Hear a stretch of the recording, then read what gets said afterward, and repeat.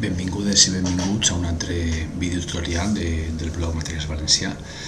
Bé, avui anem a estudiar la combinació dels pronoms febles de més d'un pronom dins d'una mateixa oració.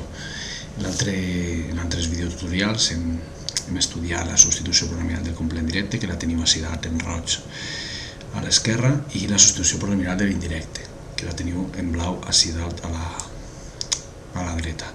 Bé, no anem a repassar ara les substitucions pronominals del directe i l'indirecte, òbviament, perquè ja teniu els altres videotutorials. Per tant, passem al següent pas. El següent pas seria veure quin és l'ordre de col·locació, és a dir, quan tenim en una oració més d'un pronom, com els col·loquem, és a dir, quin pronom va primer, quin va segon.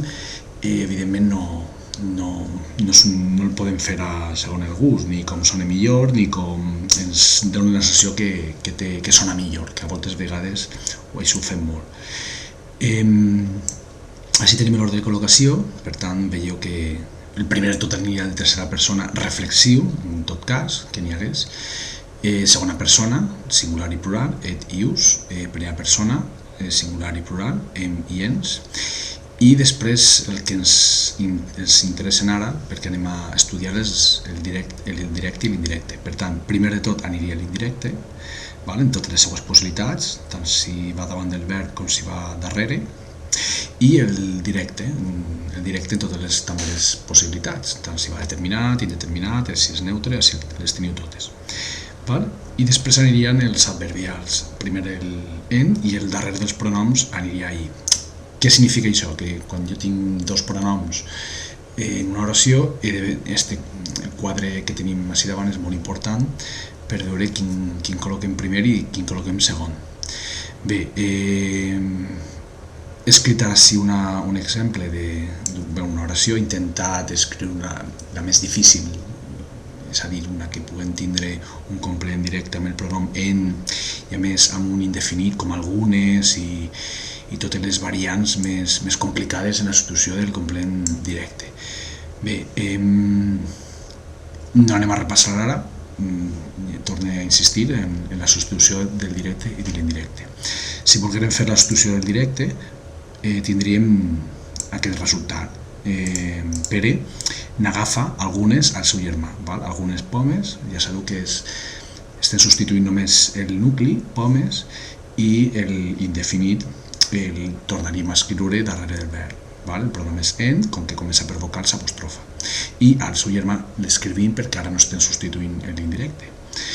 Si volguem substituir l'indirecte, com que l'indirecte és singular, el pronom seria li, per tant, el posem davant del verb, li agafa i escriuríem tot el complement directe perquè ara no l'estaríem substituint. Pere li agafa algunes pomes. Aquestes dues substitucions han de quedar clares, òbviament, perquè si no, no podríem fer el següent pas, el que ara estem explicant. Si no us queden clars, ja sabeu que agafeu els altres tutorials i els veieu. Bé, ara, si jo aquests dos pronoms, tant en per al directe com li per a l'indirecte, els volguera posar en una mateixa oració, què hauríem de fer?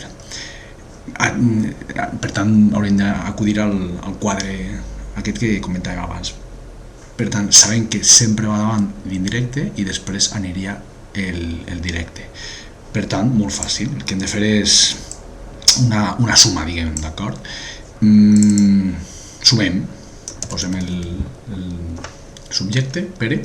Ara, primer posem l'indirecte, escrivim l'indirecte, li, i ara el directe, el pronom que substitueix al directe, que és en. Posem el verb.